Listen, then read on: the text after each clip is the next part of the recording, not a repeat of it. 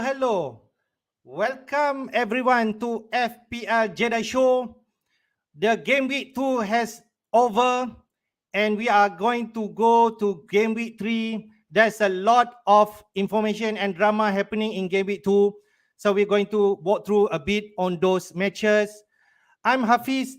Today, Azmin is not able to join our stream, but I still have two good panelists today.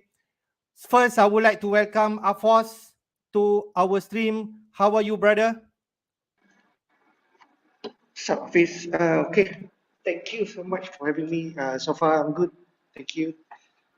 All right, Afos, thank you for coming to the show. And definitely, I'm honored to have Amajit sit again into the stream. How are you, sir? I'm good. Yeah. Okay.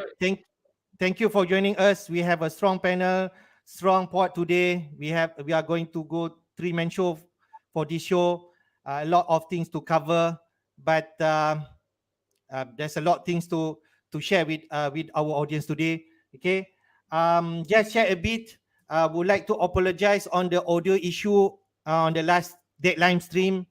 So sorry of that. I hope this stream for the audio part we are okay. If they say whoever actually joining this stream, if they say the voice or the audio is not good enough, please mention to us. Okay. And if you have any question, do post to us so we can answer your question. Let's go to the talking points for Game Week 3. We definitely going to run through our team review. Okay, what happened in Game Week 2 for 3 of us. And then we run through the match analysis for Game Week 3. Okay, 10 matches has been played. 3 top performers so far after Game Week 2 and some key stats that we're going to have a look. Game Week 3 fixture, okay, who are playing to each other and what is the big matches for this week. Our normal captain pick, who should we pick as captain for this week? Is it the man on the right hand side that you can see is Jesus, is the one that you're going to pick.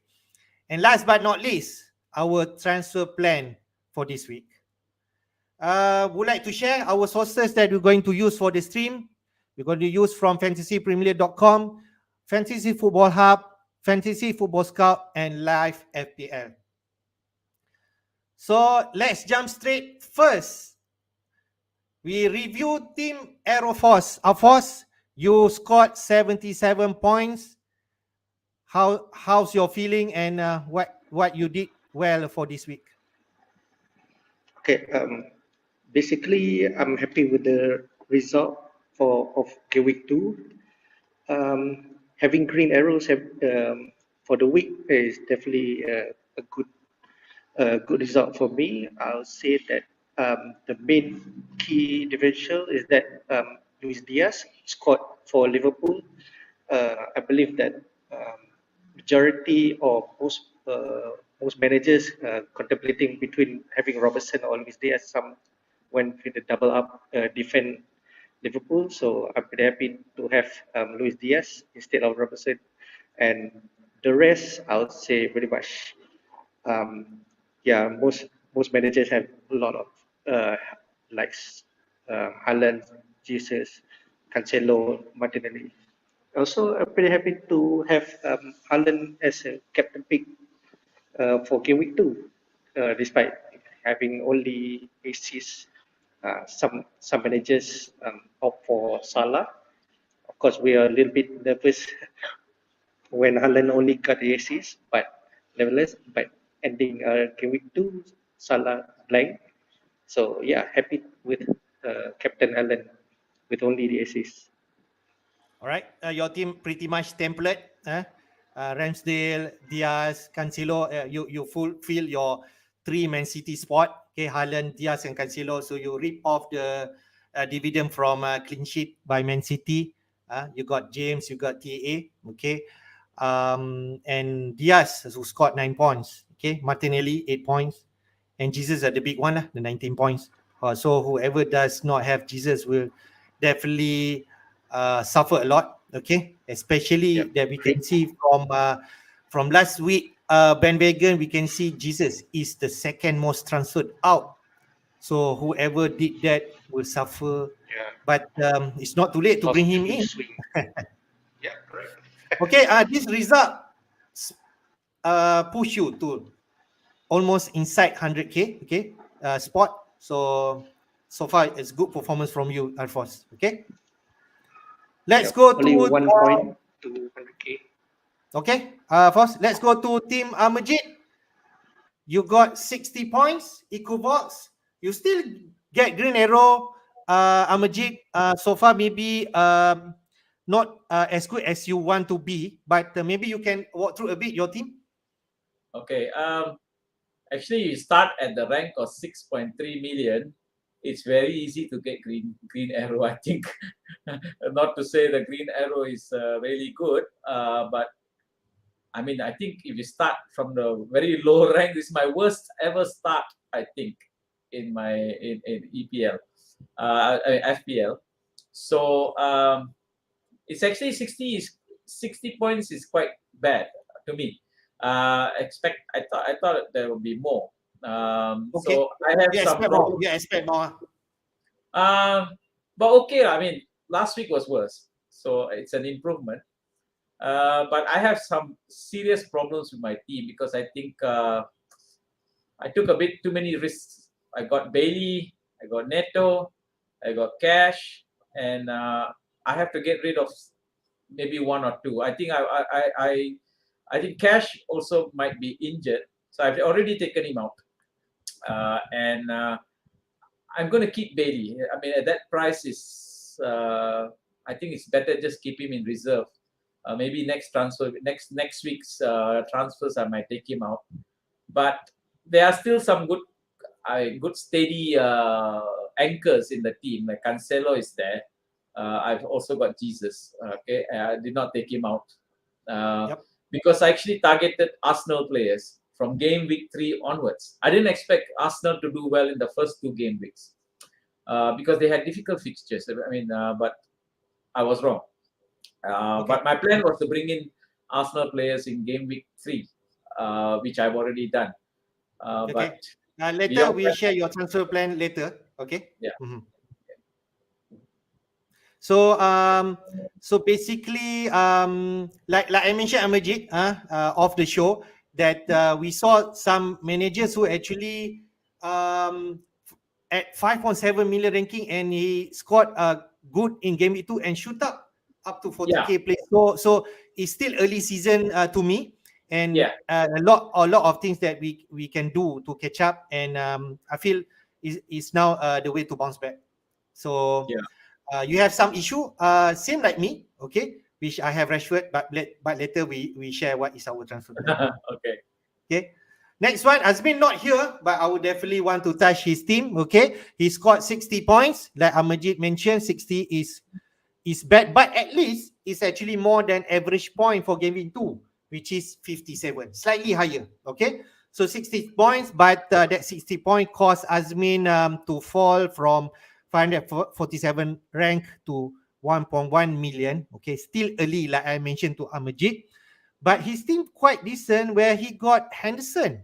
Okay, he played Henderson. He got 40 points. Later we touch a bit on a Forest match. TAA, okay, 3 points. Everyone has him. Trippier, 7 points. Okay, and James, 7 points. He played 3-5-2. Bruno G does not produce anything because Newcastle and Brighton scored 0-0. But he has KDB. Okay, he's actually different from others. Okay, he got KDB instead of Haaland. He could actually captain KDB and had a better week. Okay, but 40 points still good. Martinelli 8 points. Everyone has him. He captained Salah. Okay, because he doesn't have Haaland. That's what most logical that managers will do. If I'm in his position, I might captain whether Salah or KDB. And Bailey, everyone has him. Even Amj has him. I think, Afos, do you have Bailey? Right. Okay. Yep. I have Bailey. Yeah, you also have Bailey. Everyone has Bailey. Bamford, unfortunately, I think he's injured during the game. He got only 1 point. And sadly, as Azmin did have Darwin from the game week 1. Darwin scored 9 points, but sadly he got a red card and negative 2 points. So we'll touch a bit on Liverpool player. But he still had decent squad moving forward. Okay, but Azmin not here to comment. And maybe in the deadline stream, he will join and touch a bit on his team plan. Next for my team, okay, I can say I feel grateful. I have a good start. Okay, I scored quite a good in game week 1, and then I scored game week 2 84 points. Okay, I can't complain enough. I got a really good start from 633k. Now I'm in 46k. So I'm actually want to build further better than this. Okay, although I have some issues that I need to attend to my team. Okay, I have Raya in goal. He got 7 points. Brentford keep clean sheet against Manchester United. Trent, everyone has Cancelo 11 points. He's not going anywhere. I think if let's say people has him. James 7 points. I also have Trippier like Azmin 7 points. Salah did not do much. He blanked 2 points. I also have Diaz, okay, instead of Robertson or Darwin. He did not produce in game week 1, but he produced 9 points in game week 2. So I feel good. Okay. Rashford, frustrating. I think Al-Majid will share the same feeling like me. He got only 2 points in game week 1 and he got only 1 point in game week 2. I think his time is up. I got Martinelli 8 points. Haaland, I captained him like everybody else, 5 points. Man City scored 4, but he only got 1 assist. Okay, better than nothing. And at the same time, Salah blank. And Jesus 19 points. Okay, I'm not going to transfer him out. I'm going to keep him for a foreseeable future. So that's my team for game week 1, game week 2. Okay, so let's jump a bit on the team of the week. Game week 2. Okay, Henderson did score 40 points. But Sa is actually the top performer in goalkeeping. He scored 15 points. Okay. Clean sheet and penalty save. Later we touch. Benmi got 40 points. He scored 1 goal. Cancelo, 1 assist, clean sheet. Veltman, 8 points. Brighton against Newcastle, like I mentioned earlier. Rodrigo continue his good performance from game week 1. He scored 15 points in game week 2. Jensen 14 points, KDB 14 points, Zaka 5 million only. Maybe he's the one that we should target replacing Bailey. 12 points, Hochberg 10 points, Jesus and Watkins 1911 points. And we know if you have this kind of player, you're going to score an overall total points of 143. And the big performer this week is definitely Jesus, 19 points. So my thing, I would like to ask Afos, Jesus, 19 points. Do you feel he is essential moving forward?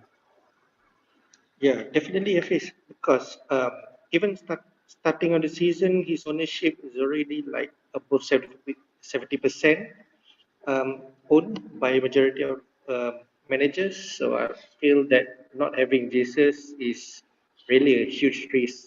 Plus, we've seen preseason games also. Preseason games.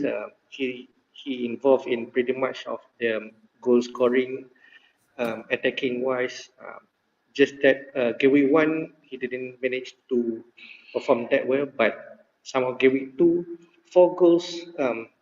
He involved in all four goals, two goals and two assists. Moving forward, definitely those who don't have Jesus definitely gonna get him essential moving All forward. right. Okay, fair. Amajit, you want to touch a bit on Jesus? You're on mute, Amajit. Sorry. I had Jesus from the beginning. That's one of the better decisions I made. So Jesus is not leaving my team. In fact, I think Arsenal has very good fixtures until, if I'm not mistaken, game week 9, 8, 9, where they play Spurs and City. So before that, that's when my plan was a wild card at that time when Arsenal's fixtures changed. But of course, now there are other issues. But I think Jesus is very suitable for Arsenal. They don't really play a crossing. They don't really use a tall striker. They used to have Aubameyang, but Aubameyang used to play on the wing more than in the center. So they are not the team that uses height. So Jesus is not very tall, but they play speed. I mean, they play fast soccer on the ground. So I think he's very much more suitable for that role. He's playing central striker. He's not like in Man City. He was more on the wing. So I think most people got it correct that Jesus will be one of the star performers, and his price is very good. It's not that expensive. Yeah. So I'm not gonna take Jesus out unless really So you feel Jesus is essential? You need at the to have moment, yes, him in but the nobody is essential for the whole season. You see, form can be lost and injuries can happen, and it's Arsenal. Anything can happen with Arsenal. Whenever you expect them to do well, they sometimes don't. They're not that consistent. Okay. Maybe this is a different Arsenal. I don't know. I hope not because I support Spurs. But from FPL point of view, I'm going to have 3 Arsenal players. Okay. At the moment. At the Alright. moment, yeah. Okay. So I want to touch a bit on KDB. Okay. Looks like KDB can match Haaland points. We know that Haaland scored 13 points in game week 1, but we can see KDB scored higher than Haaland in 40 points this week. So my question to Amajit, do you feel KDB or Haaland, one of them, which one do you think after game week 2? KDB or Haaland is the one? We look at the first 2 games. When Haaland scored 2 goals, KDB did not really contribute much. And in the last game, Haaland only had about 8 touches of the ball in the whole game. I think it depends on the opposition. I think there may be a pattern. When City play at home, KDB is the better option. I think Haaland is better away, simply because when you play away, the home team may decide that they want to attack more, that leaves space behind for Haaland to exploit. But when City at home, normally visiting teams will play very defensive. Bonmert was very defensive, and there was no space for Haaland. So the attack has to come from midfield. So if that is the trend, but of course you can't switch KDB and Haaland every week. So if you have Haaland, You keep him. Next game is away. We'll see whether the theory proves correct. Maybe Haaland will do better. I'm not pretty sure. It's still too early in the season. All right. Interesting theory. But next game is against Newcastle, which is a decent side, which is make things interesting. So before we go to the next, that I would like to welcome Rakan FPL to the stream. Okay, welcome. The sound is clear and steady. Thank you for joining the session, and also Kelson Maslamani, okay, for joining the stream. Okay, I will touch on your question later and keep it coming. So next one, we're gonna run through the match analysis. Okay, just some key highlight from game week 2. From 10 matches, only 5 home wins and none away wins. Okay, so there's no away wins that win in game week 2. Okay, 7 clean sheets, a higher number of clean sheets than last week. Okay, people are keeping tight better this week. They already have some flavor from last week, and 28 goals altogether in game week 2. So I'm going to touch a bit on Aston Villa versus Everton first. Okay, I go to Afos. Villa versus Everton, Gerrard versus Lampard. Both teams lost in the opening match. But the other question that people are asking about Gerrard team, Gerrard finally fielded Mings and also Watkins in this game, and they reap the result where Watkins, as you can see there, produced 2 assists and 3 bonus points. So what you comment on these matches, Afos? Okay. Yeah. First of all, during game week 1, I'm a bit surprised that Watkins did not start. So because I believe that even from last season, he had been a very excellent forward strikers, scoring goals, involved in a lot of attacking angles here and there. But starting of the season, game week 1, somehow he was benched. But yeah, that kind of shocked me a little bit. So and then game week 2, Gerrard decided to start him, and you can see, yeah, it's a good result. Buendia also start. Buendia did not play game week 1, if I'm not mistaken. Yeah.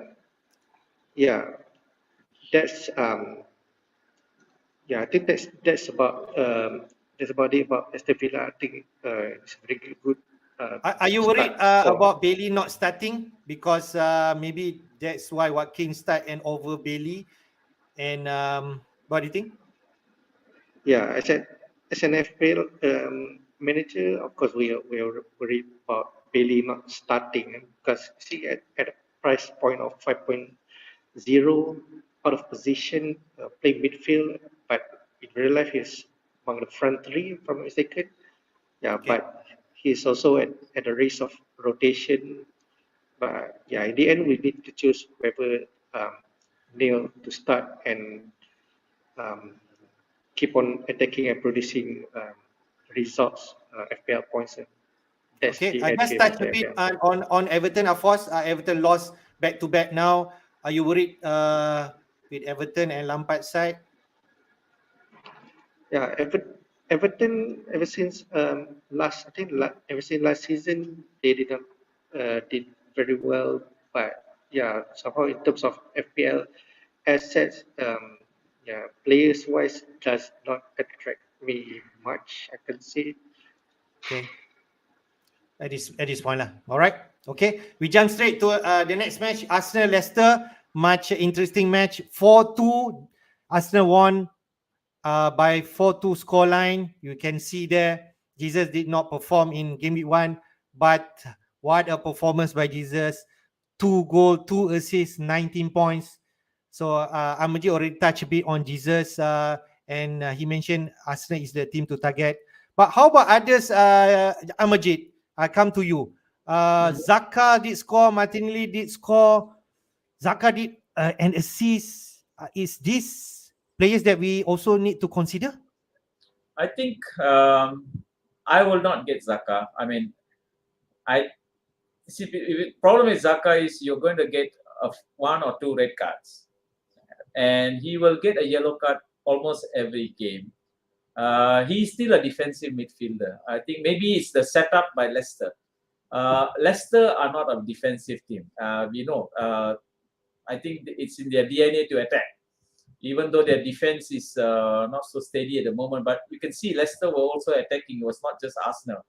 So I think because of the Leicester's defense, Xhaka was made to look good. I mean, no offense against Xhaka. I mean, he's a good player, but he's not an FPL kind of player. So we cannot be taken in by his points for this.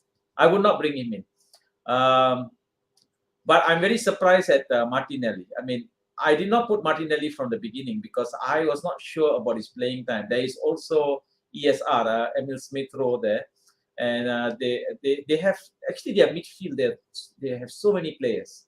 The only players that is nailed on to start for sure is Jesus and Saka. Saka, SAKA. Not of course Okay. Saka is also, but he's a defensive midfielder. I think there's some talk that maybe Zinchenko will move to midfield. So if he moves to midfield, Xhaka will drop back, I think. Not mistaken. I'm not too sure. I'm taking a risk. I brought in Zinchenko because I had to get rid of cash. So in that sense, I'm not sure how the team will evolve. But I think when it comes to Arteta, once his team is winning, he does not change his team. Okay. He maintains the same. I've seen that. He will maintain the same team until things go wrong. So in the meantime, I think Xhaka is. I don't think Xhaka can ever be a good option. I could be wrong. I mean, I'm in position 5 million. What do I know? But we never know. I don't. I think he's a red You don't card. rate him lah. You don't rate him. Okay, fair. Yeah. Maybe we touch a bit on Leicester. Okay, especially Maddison. Maddison did produce an assist in game week 1. He scored in game week 2. So what do you think prospect of maybe Maddison specific for Leicester? I wanted to get Maddison in, but I think Maddison is being pursued by many teams. He might not be at. I think the rumors are Leicester are having some problems. Financial, I'm not sure, but there are many. Like Fofana is likely to join Chelsea, and I think Newcastle have bid for Maddison. It was rejected, but the transfer window is still open. So I do not want to get Maddison, not knowing where he's going to end up. And will he be the main player at his new team, or is he not leaving at all? I'm not sure. Until the transfer window, I will not put in Maddison because I'm not sure he will be in Leicester. If he stays in Leicester, he remains. He's very important to that team.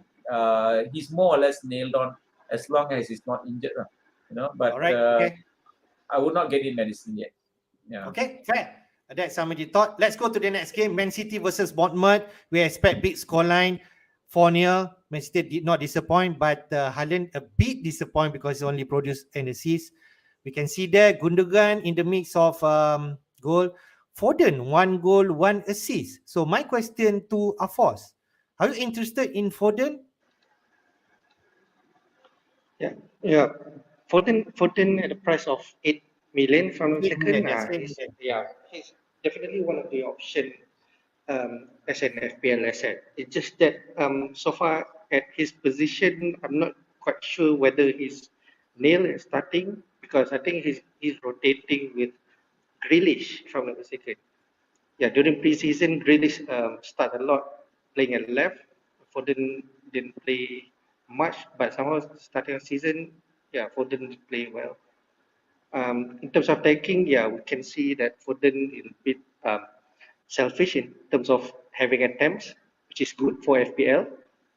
Yeah, in fact, he did try to score on his own instead of passing to Haaland right in front of the goal, which is that is the one moment that kind of disappoint me as a Haaland captain.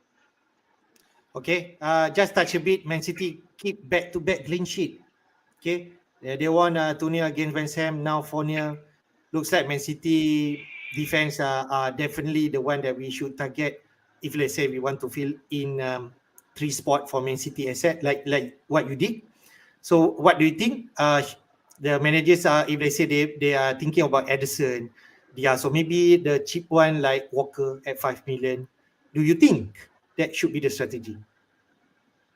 Yeah, I think moving forward, in fact, I think one of the FPL manager did some analysis for the past 2 game weeks. City has the best defending in terms of goal concede or shot concede, if I'm not mistaken. Okay, fair. Also, yeah. Also, during starting of season, most managers already planning or decided to double up City defense, whether having, of course, defender. We all have Cancelo, and then the other one is either Edison or Diaz. Most some managers opt for Edison, another one Diaz, and then of course another the third City asset would be Haaland. So yeah, most people definitely go double up defense in terms of having City assets. Okay, fair. We go to the next match. Okay, match Brentford versus Manchester United. Okay, Manchester did lost in the opening game. They continue. I do not want to say this dismal performance. I'm not sure. Okay, but 4-0 against Bradford. Manchester United crumbling. Okay, sorry to our first team. But I want to go to Amajit. To this match Brentford versus Manchester United. They won well. Okay, Tony involved. Jensen, the likes of me. So, what do you think? Maybe we focus on Brentford first. Majid, do you feel, if let's say later we're gonna walk through the fixture ticker, Brentford has amazing run of fixture. So, should we put more Okay. consideration on Brentford asset? I think if you look at the fixture ticker, Brentford has the best run. But I think I would not put too much. I would not invest in I mean, maybe one or two players, because the 4-0 scoreline was not because Brentford were good. It was because Man U were bad. There's nothing special that Brentford did. If you look at the goals, one was a goalkeeper's mistake. It was a shot that could have easily been saved by De Gea. And second one was when they distributed the ball and they pressed, and it was also a defensive error. The third one was just aerial attack, because Manchester United decided to buy a 5'8" defender to mark Ivan Toney, who is 6 foot plus. Okay, and Ben Mee. And I see that the fourth goal was just a counter attack. It wasn't like Brentford dominated Manchester United, so it cannot. It was Manchester United playing badly, not Brentford playing excellently. So I remember Brentford last year as well. I used Ivan Toney and Mbeumo. Okay, I like Tony. I like Tony. What do you think? Toney, I had bad experience with Ivan Toney. I mean, sometimes he's good, but you see, they still have lost Christian Eriksen. Remember, without Christian Eriksen, Brentford did very badly. So just because they had a very good game against Manchester United, remember they have not replaced I don't think they replaced Eriksen. So when they play a tougher team, or they play a team that is around the same standard, who are going to give them who are going to be more stronger defensively, I'm not sure the Brentford attack will score 4 goals again. It's a testimony not to Brentford's attacking power, but it was Manchester United's defense. So I will wait and see. Because the forward line, actually at the moment, to put in Toney, you got Jesus, you got Haaland. So I think there are better options. Okay. All right. Yeah. Okay. Touch a bit on Manchester United. Like us, Amajit, we have Manchester United players. Okay. We believe that maybe the new era could start, but it's not to be after game week 2. So do you feel it is time to shift them out? It's not time. It's already past the time. I already sold Rashford. I mean, at that price of 6.5 million, Rashford, he is a player that in previous seasons he scored a lot of goals. He's actually worth about 8-9 million. So when I saw 6.5, I was thinking this is a lottery, United new manager doing well in pre-season. I thought they would, but nothing has changed. I mean, I don't know. Maybe it's just 2 games. There was one season where United lost the first 2 games and won the league, so you cannot write them off. But next game is Liverpool, so not a good idea. Okay. We'll touch a bit later on that match for game week 3. Next, I'll go to Afos, Southampton versus Leeds United. Okay. Leeds did scored the first 2 goals, but I think Southampton come back. So there's a fight back from Southampton. Rodrigo in the mix of 2 goals. So what do you think overall in terms of Southampton and Leeds asset? Um, th- this one I'm not quite sure of it because honestly I didn't watch the game. I didn't watch. In fact, I missed to watch the highlight because yeah, both teams does not have any FPL asset that attracts me. But Okay, nevertheless, but you can see Rodrigo 2 goals and 3 bonus point. Are you yeah, interested yeah, with him? yeah. I heard that Leeds having a pretty good attacking power this time around. Bamford started playing, if I'm not mistaken. Yeah, between Harrison and Rodrigo, those two are having a good time in terms of attacking at a price of I don't know if I'm not mistaken 6-ish. I think is if FPL managers are looking at what you call third or fourth strikers or maybe replacing Rashford, we can consider Rodrigo or Okay. maybe Harrison definitely. All right. Fair enough by our force. We go to quickly to the next match, Brighton versus Newcastle. Tough night for both of them, 0-0. Newcastle keep back-to-back clean sheet. Amajit, I go to you. Anyone interest you from Brighton or Newcastle team? I already have Sanchez, so I was quite happy they kept a clean sheet. But at the moment, no other assets do interest me. Newcastle, I would like to take some new, but they got tough matches coming up. I mean, they're playing City next. Okay, I think so. But Newcastle defense is looking very interesting. If we'll see how they do against Man City because if they can do well against Man City, then the defense is worth it. Their price is not so great, not so high, and I mean, I actually in my first draft I took in Trippier, Okay. but I took him out from my draft. So I actually he has done well, but he has Yep. not really moved forward that much. I think Brighton and Newcastle is not surprising 0-0. They are quite evenly matched. Brighton Okay. is a good team. It's always been a good team. They're a team that is not easy to beat. 0-0 All right. is a quite unusual scoreline. Yeah. Okay. We go to the next match, which is another 4 match. Wolves versus Fulham, 0-0. Afos, I know people or managers who have Wolves asset, the likes of Neto, Neto or Gordons.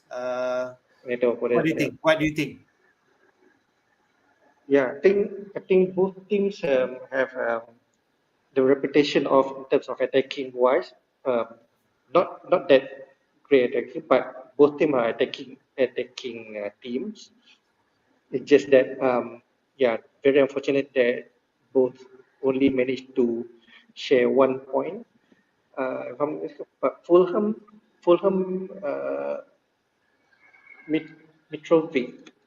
Mitrovi. I just Yeah, want to touch a Mitrovic bit. missed a penalty. Yeah, he missed the penalty. I think Sa saved this penalty. Yeah, So, exactly. do you feel Sa is continue to perform like last season? Is Sa the one that we should consider if let's say we think of both defense? Yeah, definitely. Even but just that Sa has it will be having a really tough fixtures until game week 10. But he's definitely one of the great goalkeepers. In fact, proven in the past seasons. Uh, yeah, but in terms of having him as an FPL asset, I think there are better options. But he can be a good differential goalkeeper just to Okay. steal points from the likes of Ramsdale or maybe Okay, just touch a Raya bit or on Everton. Yeah. Mitrovic. Okay, Mitrovic did score 13 points, I think, game week 1, but he missed this Yep. penalty and awarded like -1 to owners. So, should we worry if let's say we are Mitrovic owner? Um, I I don't. If I have Mitrovic, I'll be very very much frustrated But in terms of worry, I'm not worried. Just that because he have a lot of attempts, attacking wise, he involved in goals involvement. He took penalty. Just that his penalty was safe. Yeah, I Okay. think I'll still keep him, Keep him lah. even Okay. though Alright. even though in the next 7-8 we have a tough fixtures, but he can be a differential um, to steal points from the big teams. Okay, I go to the next match, Nottingham Forest and West Ham. Amajit, I did saw this match. I expect like maybe walk over West Ham, trash Forest or something like that, but it's not to be. Forest actually did really good. They compact their team. They won it 1-0 and deservedly for Forest win, the first win of the season. What do you Yeah, think, Amajit? I think that was a surprise. I mean, I saw the game. West Ham should have scored about 3 or 4 goals. They were really unlucky. I mean, they missed the penalty. Benrahma, I think, Yeah, was yeah. twice denied by the woodwork. Benrahma was very impressive. Bowen had a bad game. I don't know why. So I really thought that the way the game was going, I thought West Ham were going to trash Forest. So I'm not too convinced with Forest here. I think they were very lucky. Okay. They were very lucky. Okay. Although the good news is Nico Williams. He's of course on my bench, but it's a good, cheap, nailed on. Looks like nailed on, and he's a wing back. He's quite attacking.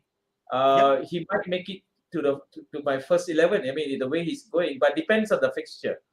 But Well, we'll run through next fixture, which is yeah, against Everton. yeah. So Forest did very well. I mean, considering, but it's a game they should have lost. West Ham did not have the luck.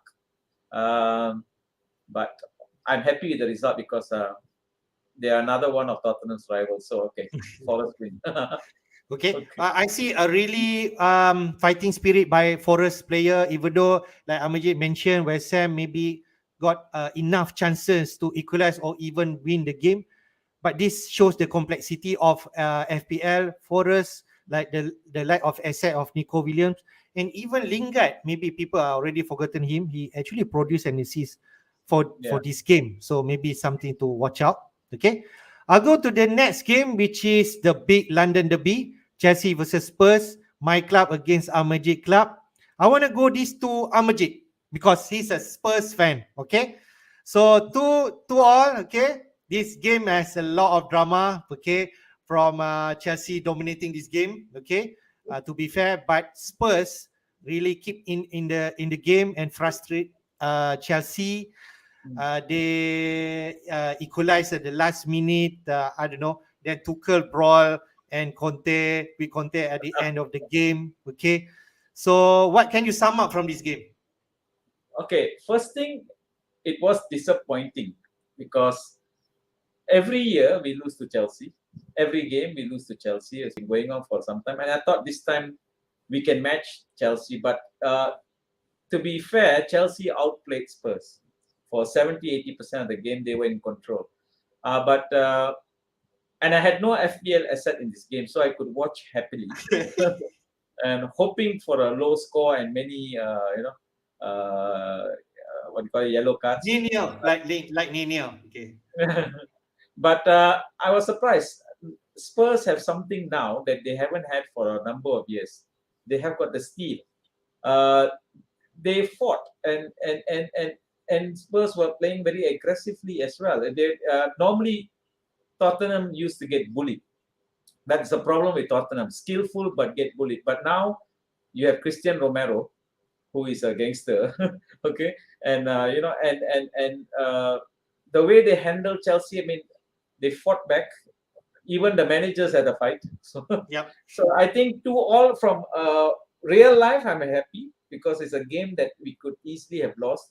But from an FPL point of view, I didn't have Reece James, okay, and Reece James scored the goal, and so that was when I was thinking I should have got him in, but actually I was happy at first because James played as right centre back, not as right wing back. I think because they were afraid of Son's speed, but surprisingly Son Heung-min had a bad game. For some reason he was so it's difficult to say, but I think I think this year could be a bit different for Spurs. I don't think so. They're going to be easily beaten. But we'll see first because they always mess up against smaller teams. So next game is Wolves. Wolves is not an easy game for Spurs, and the Spurs defense is not as solid as it is. But the new players have not come in yet. I think Bissouma will make a big difference. Okay, So I ask you a question. You make a move from Kane to Haaland in game week 2, is it? You have Kane Kane to on game Haaland, 1? yes, I did the same. I did that move because I expected Kane to score against Southampton and I expected Haaland to score against Bournemouth. So I But did the same. it turns out that Kane actually overscored Yeah, in game week 2 against Haaland. So what do your feeling, or what do you think? totally opposite from what I thought.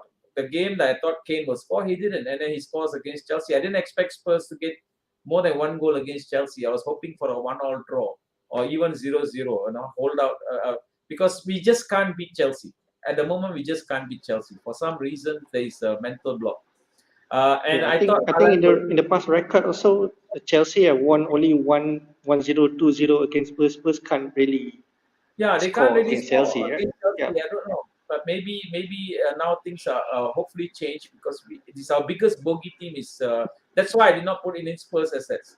I took out Yeah. Kane and brought in Haaland because Haaland against Bonmert was He's playing looked at to me home, like right? a sure thing, and he just got an assist. So you cannot predict these things. Okay. Next question, just a quick one before we go to the next match. Is managers are interested, or maybe they have, like Perisic, okay? But Perisic did not start game week Yeah, 1 and game week 2, but at least he produced and assist. So what do you think? If let's say I people think like me, do I you think think next. that we should consider Perisic, especially Spurs going to have like the next 4 games, which is favorable to Yeah, bring any Spurs asset? I think Perisic might start the next game, but Conte said something worrying. He said Perisic is not the player that I know. I think he's not fully fit. Yeah, I I mean, think in Conte terms is of his not fitness, supposed to. he can't play full game, I think, if I'm not Yeah, mistaken. but Yeah, I think he might start the next game and then be substituted early. But yeah. Perisic, I've not seen He can enough still yet. play well, but in terms of fitness, he didn't exactly Yeah, reach up to the level yet. Okay, fair. We go to the next match. We already deliberate a lot in Chelsea versus Spurs. Next, to you, Alphonse, Liverpool versus Crystal Palace. Everyone has 3 assets of Liverpool. Whether you have Salah and TA, confirm everyone has. Okay, whether you have Yep. Robertson or Diaz or maybe Darwin. But in this match, okay, Darwin red carded and Luis Diaz, who produced 1 goal and 3 bonus points. You have him, I have him. So what do you think in terms of Liverpool performance, even though they did not win this game?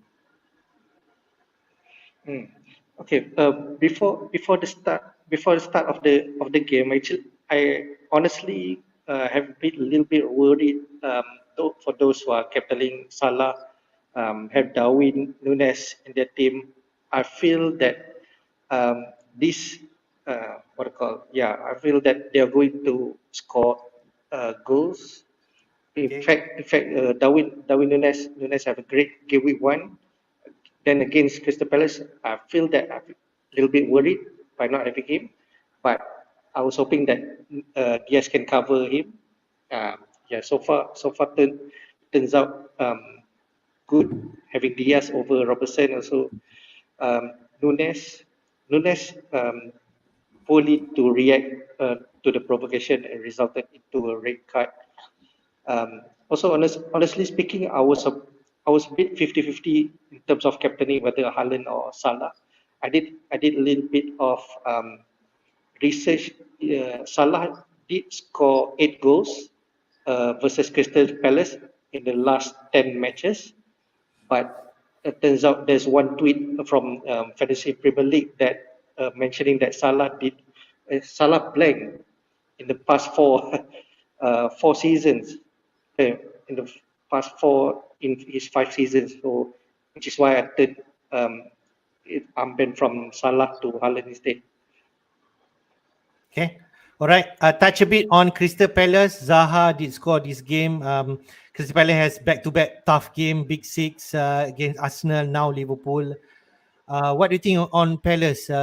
Should we consider a player like Zaha? Yeah, Zaha has been always one of the good FPL asset options, I would say, because he's on the attacking. He involved in goals. It's just that Crystal Palace has their ups and downs. Sometimes they are good from but throughout mid-season, some then their performance drop, and also at a price bracket of 7.0, those who are considering differential definitely can get Zaha because his ownership still below 10%. Okay.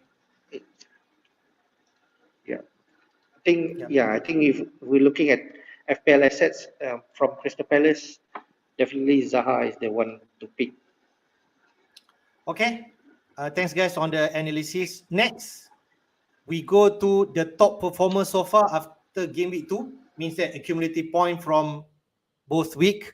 We go to the goalkeeper department, where the top performer after game week 2 is Henderson. Okay, price at 4.5.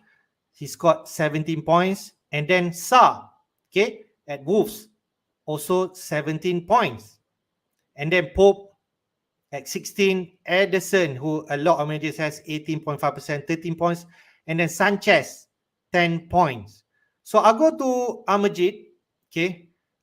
Goalkeeper, most likely people are interested on going cheap, like 4.5, which Sanchez and Henderson's could provide right now. Do you feel that we should really put consideration on Henderson?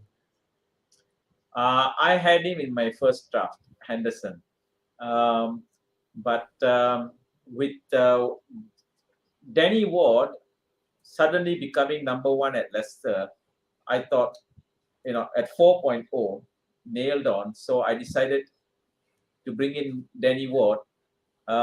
Even though I will probably bench him, but because my main goalkeeper is still Sanchez. But if, let's say, Sanchez is facing City, then I can use Ward.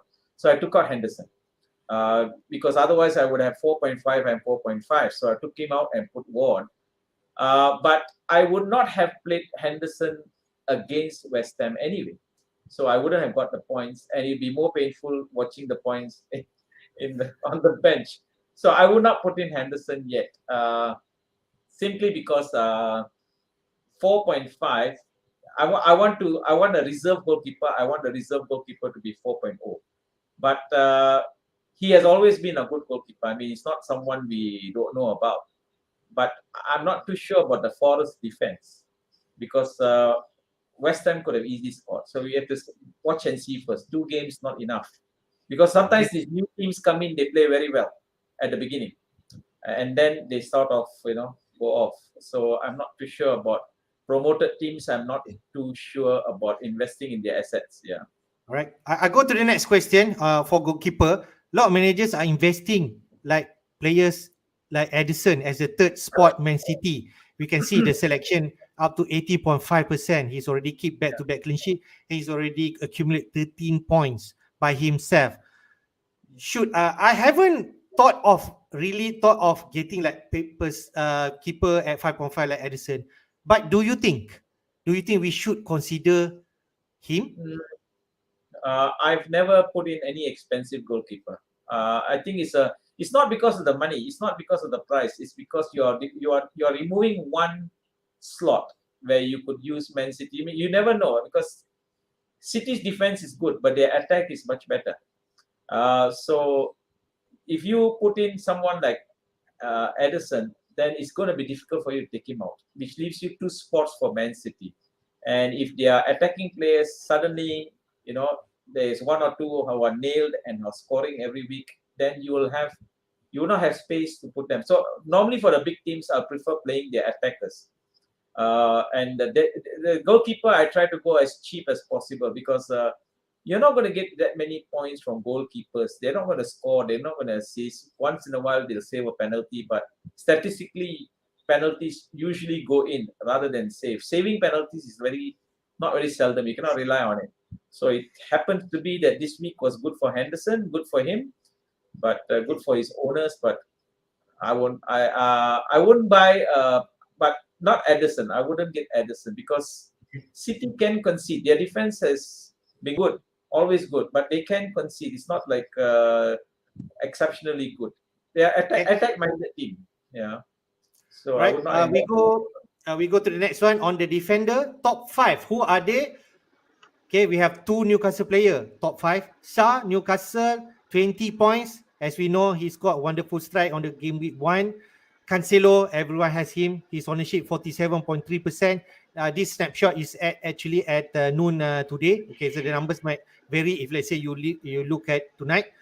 He got 18 points. Okay, so looks like he's is essential in terms of Man City defense. Me, okay, like Amajid mentioned, Brentford did score big against Manchester United. Maybe because of that, he's actually now in the top 3, 14 points. Reece James, everyone has him, 42%, 14 points. Then Trippier, his ownership also high, 21.5% with 14 points. I touch a bit, Afos. Newcastle has 2 assets, 2 back-to-back clean sheet. Maybe Amajid already touched, but how's your feeling on Newcastle defense?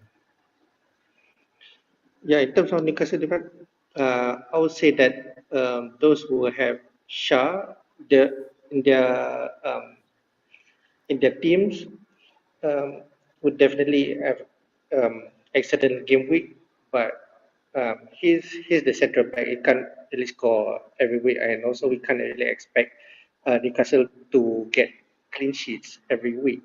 But Trippier, I would say that is one of the good FPL asset. I think not sure whether he still take set pieces for Newcastle, but I we all think so. know, I think so.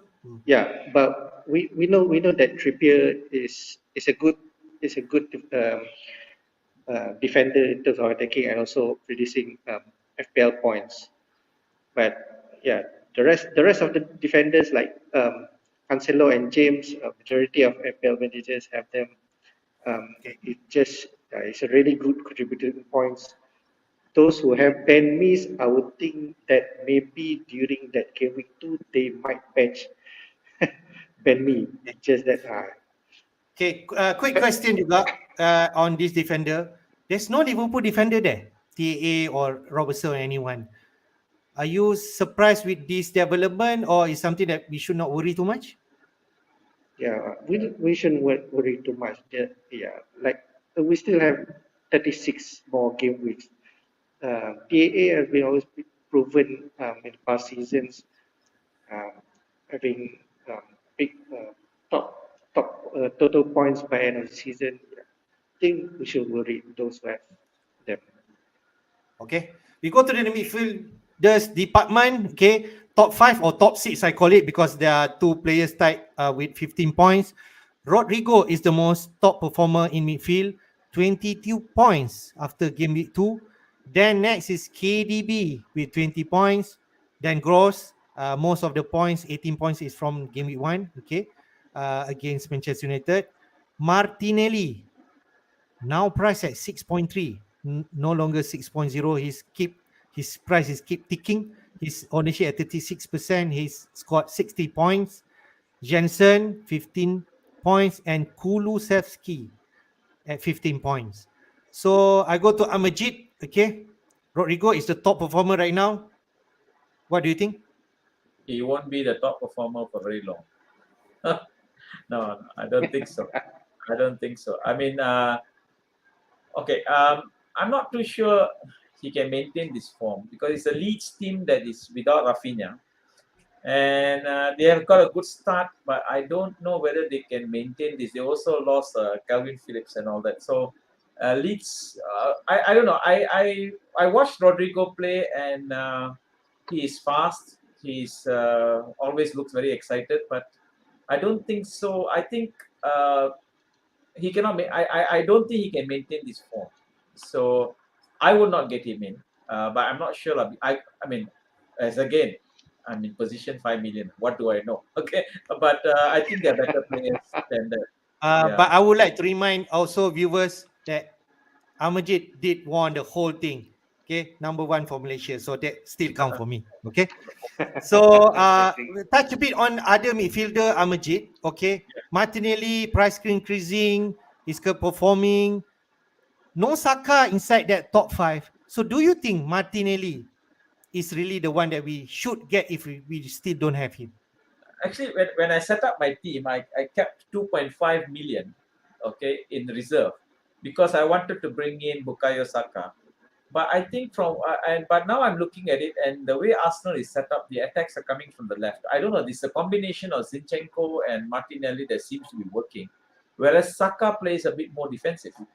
So that's why I decided I've actually bought in Martinelli. He looks good. Um, if you ask me last year, I was very because of rotation, but Martinelli has been playing better than Saka. Saka is a bit more defensive. Maybe that's the way Arsenal is setting up. So Martinelli would be a good choice. Yeah, Okay. his price is going up. He's getting the points. I missed his points, but I brought him in now. So probably now he'll stop scoring. Okay. Right. Okay. Good. Yeah, janganlah. Okay.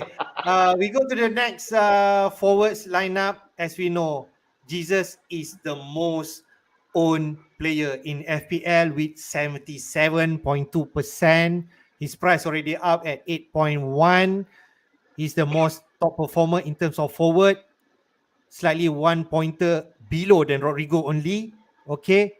So Jesus is the top performer in terms of forward department, 21 points. Second is Haaland, 18 points, selected by 60% of manager. So this is basically the top two striker that all managers are having right now. Okay. Then next one, Tony, 17 points. Okay. At 10% right now. Price already increased to 7.1. Watkins, 12 points. And then Mitrovi, 12 points. So I don't want to deliberate much on Jesus and Haaland anymore. But how about Tony at third spot as the best striker right now? Should we? I already asked Amajit, but I want to hear you, Afos. Are you interested to bring him in? Yeah, in terms of having at the start of the season, usually we try to set up our team in a formation of 3-4-3. So we're looking at the third striker. Just that, of course, we all have Jesus and Haaland, but when we're looking at the third striker options, we are not really confident for Tony because Ericsson is no longer with Bradford. Watkins had a good season last season, but somehow did not attract managers much. Mitrovic. In fact, in the past couple of seasons, also think he had a top scoring goal in championship, if I'm not mistaken, one of the past season. Yeah, it's definitely one of the options. But just that during the setup, people are much more interested in defending. In midfielders bracket at the price of 6.5 to 7.0 instead of having a third striker. But now we can see that this Tony Watkins and Mitrovic um, having good start, they contribute points. So managers might shift from 3-5-2 or 4-4-2 formation to a traditional 3-4-3. This can be one of the options as a Okay. third striker. I just throw you one question. I like the owners of Darwin. Okay, the red card there. I think he will definitely out for the next 3 games. If let's say people are looking for his replacement and not going and we're presuming he has Jesus or Haaland. Is Tony Watkins or Mitrovic should the one that managers should consider? I would consider Tony because he have good fixtures coming along. Watkins, I'm not quite sure whether he's nailed to start. Bit worried he might be rotated, but I'm not sure. But even though that, the Aston Villa having tough fixtures in game week 5 to game week 7. So having Watkins might be a temporary move. Similarly to Mitrovic, also having tough fixtures game week 4 to game week 7. Yeah, in terms of it's only a matter of versus fixtures. I would bring Tony as a third striker if I'm interested in replacing Darwin Nunes. Okay. Let's go to the next topic, which is we'll look at some key stats. We look at goal attempts first. After 2 games, Nunes is on top in terms of attempts. He has 9 attempts on goal, 7 inside the box. The second one is Jesus with 8 attempts, sharing with Madison and Rodrigo. So we can see Rodrigo is among the top performer in previous table. Okay. And then Ronaldo, okay, 7 attempts there, okay. Even though he has like 1.5 match played so far. Haaland is still there. Then Mitrovic, okay. So I want to go touch a bit on Nunes, even though that he has been suspended. But Amajit, do you think Nunes is someone that later, after he's coming back, is someone that we should monitor? Yeah, he might become very good to bring in because his price is going to come down now. You know, it'll come down maybe 0.2, 0.3. I mean, 3-match suspension. Nobody's going to keep him in the team. He's not that cheap either. So to keep a 9.1 on the bench, I think many people will transfer him out. I like what I see about Nunes, but not seen enough yet. Because Liverpool, you only got 3 slots for Liverpool, and now looking at Liverpool, the way they are playing, they're not really that good now. I don't know whether it's a long-term problem or it was just bad luck, but they couldn't make their way past Crystal Palace, and I was very surprised that they ended up drawing with Fulham. And it's only Fulham and it was Crystal Palace. You know, they were not that difficult games. I mean, in the past, Liverpool would have trashed them. So I have to wait and see first, because if the overall team is not performing well, then bringing in Nunes is not going to solve the problem. I'm not sure what is wrong with that. I think they are missing Sadio Mane. Luis Diaz is good. I mean, from what we have seen, but he had a very good game. He had a very good goal, but he did not really have a good game.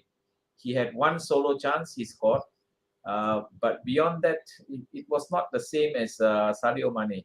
So I'm not sure in the long term whether Liverpool are having problems. Okay. So I'm not sure whether I would set aside money for Nunes unless Liverpool go back to their usual performances. Then Nunes will be a good idea because he's their most forward player. So okay. I'll touch a bit on Salah. We can see Salah is really at the bottom there, and number, I'm not sure, this top 20, Salah somewhere there with 5 shots only, but 4 in the box. The numbers are not as high as Nunes. Should we be worried? No, I think Salah played very well. At the beginning against Crystal Palace, he was playing very well. But it's the system. I think they're getting used to the system. I think they're used to playing a certain way. And but I think as a player, Salah's skills are still there. He still has it. So I don't think so his standard has deteriorated. So I would not get rid of Salah, not now, because he can score a hat-trick anytime. And remember, they're playing Manchester United now. Next. Okay. Okay. We go to the next one. Instead on chances created, okay, we can see there Harrison on top in terms of assist potential, 10 chances created. Then Salah, okay, maybe like Amajid mentioned, he might not shot a lot or attempt a lot, but in terms of chances, he's still up there. Okay, then KDB, then TAA is still churning some potential also there. Cresswell and then Madison. I go to Afos, Harrison on top, 6 million only. So should we consider? I would honestly speaking, during during early season setting up team, as a third or fourth slot of midfielder, I did consider Harrison at the price of 6.0. Of course, at that price bracket, we have Martinelli, we have Rashford, who have great preseason. But yeah, Harrison is one of the lead player that involved in their attacking wise, goals, create chances. I did not expect Rodrigo to have great 2 game weeks, but those who are contemplating between Harrison and Rory, who choose Harrison instead, definitely gone bad in terms of not picking Rodrigo, because Rodrigo, I'm not sure, but I don't think is in the radar in terms of lead players. Harrison is the player to pick for Leeds, but somehow he did not manage to provide any return for in terms of FPL points. It's just a bad, I would say bad luck maybe. Okay. I Very touch a bit, unfortunate. Afos, on Madison. Yeah, from the previous table, Madison is on top there with 8 attempts, and in terms of assist potential, he also up there with 6 assist potential. So Madison like a good all rounder. So what do you think about him? Yeah, Madison is also another player that can score goals, create chances, provide assists. In fact, he's on set pieces, uh, direct free kick. He can score direct free kick also. Provide assists in terms of what they call high crosses or whatnot. Um, yeah, I would consider him as an FPL asset because in the past season, he has been proven to provide points. But I think earlier session, Amajid did mention that there's some um, unstable Yeah, uncertainty in terms in of terms Madison situation, uncertainty. because people are looking at him, but Yeah, he's still a good player. in terms of overall performance, Leicester also is a bit doubtful, but Madison could definitely still provide in terms of FPL points despite Okay. their performance. In fact, last week they lost against Arsenal. Arsenal, yes, Madison still 4-2. provide points. Yeah. Okay, all right, fair. We go to the next table, the last table on the stats, which is shots considered, or in terms of, um, we can call it teams that we should target in terms of beating boys. Okay, Forest is up there. Amajit, I go to you. Shots considered the highest, 42. Okay, then Bonmert, 34. Then Crystal Palace, 34, Southampton 31, and surprisingly Brentford also up there, 29. So come back to these stats. This is showing that Forest is lucky to win games, or lucky keeping clean sheet. What do you think? I think so. I think they'll be lucky, but Henderson is very good as well. But even then, he could. I mean, for example, Benrahma beat him twice, but the ball hit the post. So, if you ask me, yes, I think Forest are going to get trashed soon. So I would not trust their defense yet. Maybe they will improve it, but I think, as I said, many new teams that come in, they perform very well because other teams have not figured out how they actually play. But once, I'm sure Forest will be one of these days they're going to get proper thrashing. I think. I hope not. I mean, it's a nice team. Okay, it's a historic team. I think the stats there are basically. I mean, for them to keep a clean sheet against West Ham was a miracle. So if you are going to invest in a Forest defender, then I think somebody who is attacking like Nico Williams maybe. But beyond that, All right. yeah, I wouldn't trust them. Yeah. Okay, we go to the bottom of the table, which is the best defense so far. No surprise, Man City. Next one, Liverpool, and then Arsenal. Do you feel these are the top three if they say you want to have a good defender? I'm not too sure about Arsenal. I mean, I got Zinchenko not because of his clean sheets. I think he is also good in attacking. Yeah. But of course, Man City, I'm not surprised. Liverpool, I think, are going to be better. Okay, even though they are second best at the moment, but they are quite far away from Man City. Normally, defensively, Liverpool and Man City are not that different. As I said, I think Liverpool is taking there is in a little bit of a transition, not major, but in a little bit of a transition. So I think their defense will improve. They can't keep on conceding goals, but I have noticed that I don't know. It could be my imagination, but Van Dijk has become slower. I don't know. I don't know about whether you have noticed. I feel that he has gone slightly slower. He's no Yeah, I longer think that. since I don't he's know. returned from injury, I think.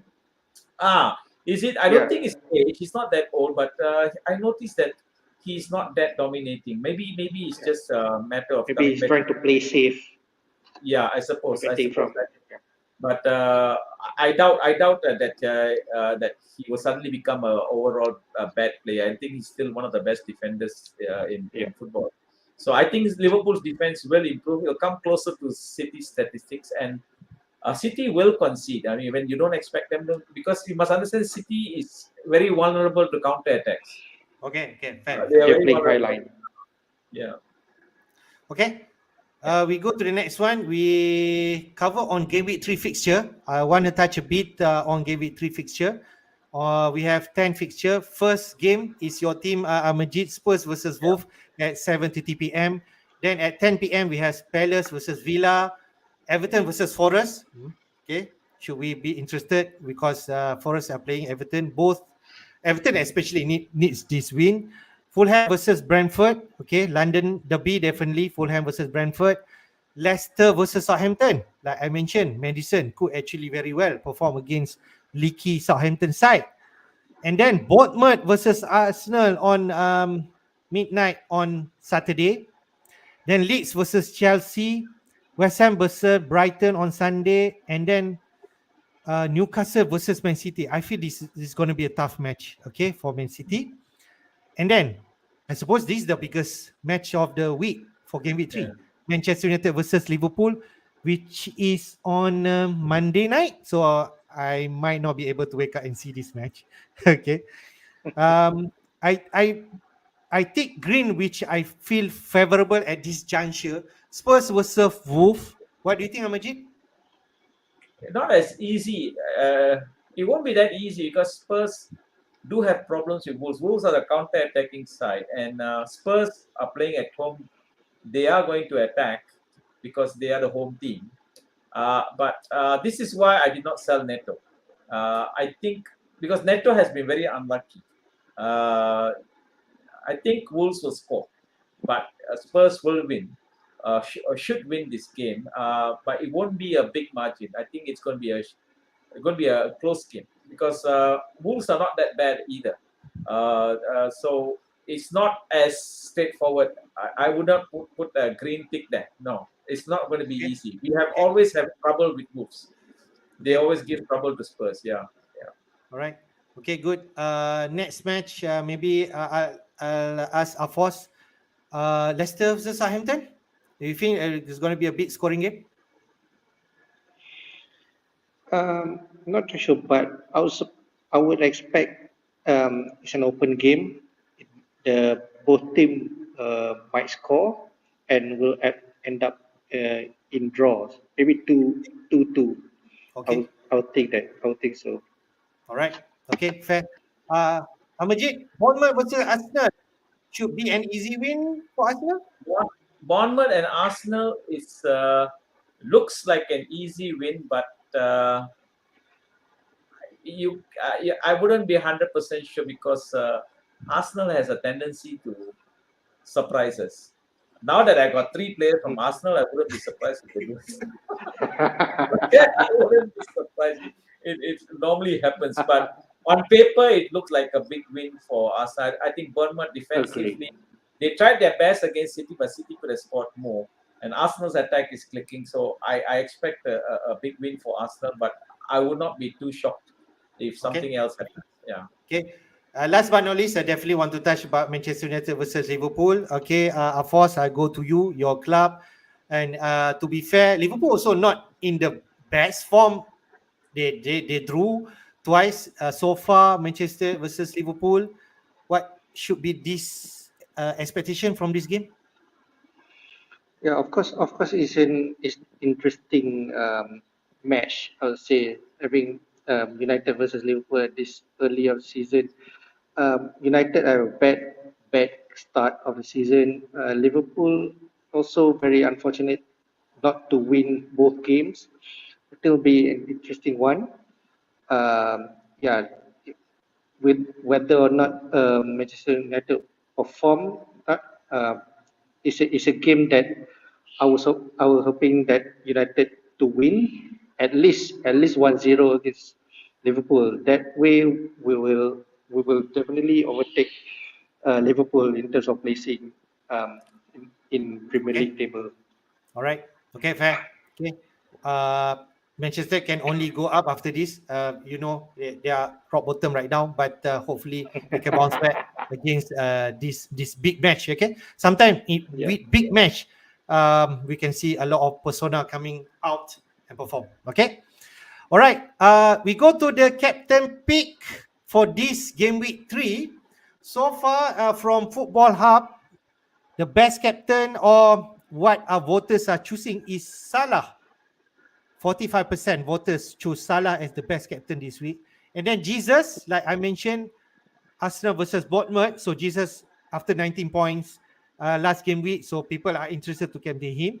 Then Haaland at 9% against Newcastle. And then 6% Kane versus Wolf or Spurs versus Wolf. So I present here 4 choices of captain pick. I go to Amajit first. Okay. From these 4 options that we have, which one do you think is the best captain choice for this week? Uh, I have not decided yet because it's either a Salah, Jesus, or Haaland. It's the Salah one that is the most concerning because it brings back nightmares from last year. Same fixture. I did not captain Salah. He scored a hat Yeah, trick. all memories So, coming back for you. Yeah. I don't know whether lightning strikes again the same because now I could think that I'm Captain Salah and he might blank. Uh, but the thing is this: the good news for Salah is this: uh, United are not playing well, and normally when a team doesn't play well and they're going to play an attacking team like Liverpool, they'll set up defensively, stop them from scoring. But it's not in Manchester United's DNA to do that because they are the home team. Their fans will never allow, their fans will never accept United playing defensively and inferior to Liverpool. As far as United is concerned, they are still the best team in the world. They're going to attack Liverpool. I don't think they can set up defensively. Even they wanted to, they can't. They don't have the personnel for it. So they'll have to attack Liverpool, which will work in Salah's favor. Because United, as we saw against Bradford, is very vulnerable to pressing. It was Brentford's very advanced pressing of the defense that caused them to make mistakes. And Liverpool are the most highly pressing side, a gegen press.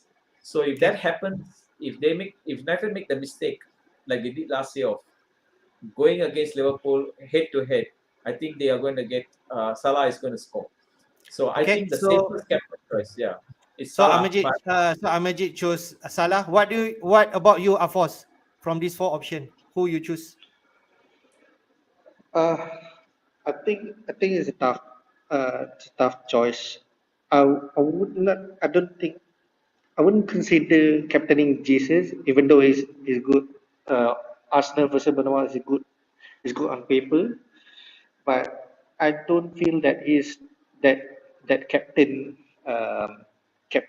pick criteria. I'm more about Haaland versus Salah at this point. It's just that as an MU fan, it's hard for me to captain Salah Okay, fair, against fair, fair. my own team. But yeah, in the past two games, Manchester have been performing very bad. Captaining Salah is the most I would say realistic at this point. But we never know. Manchester, even though they are playing badly, but rivalry wise, they might turn things turn tables Okay. in All terms right. of So result. our We 2 never know. panelists are choosing Salah for captain pick. But there's a lot of option, I can tell you, for this week. Okay. All right. but Run through a bit. Okay. I've Amajit? not decided yet. I'm still thinking about it, Salah. I'm not sure. Okay, And but as we mentioned, the voters are choosing Salah as the best captain choice.